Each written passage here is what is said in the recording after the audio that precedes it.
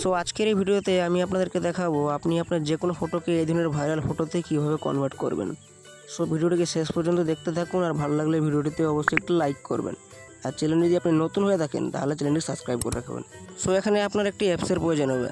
আপনি আপনার প্লে স্টোরটিকে এখানে ওপেন করে নেবেন।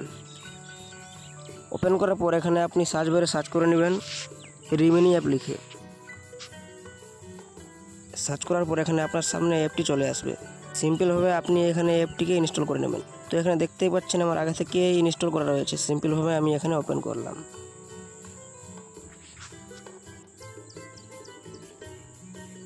সো এখানে আপনি দেখতেই পাচ্ছেন অনেকগুলি অপশন রয়েছে। আপনি নিচের দিকে এখানে অপশানে ক্লিক করবেন। এখানে আপনার যে ফটোকে ওই ধরনের ফটোয় কনভার্ট করবেন সেই ফটোটি এখানে আপনি সিলেক্ট করে নেবেন। তো দেখতেই পাচ্ছেন আমি এখানে সিলেক্ট করে নিয়েছি।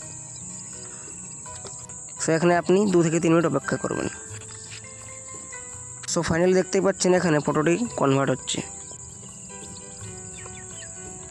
সো এখানে দেখতেই পাচ্ছেন ফটোটি আমার এখানে তৈরি হয়ে গেছে।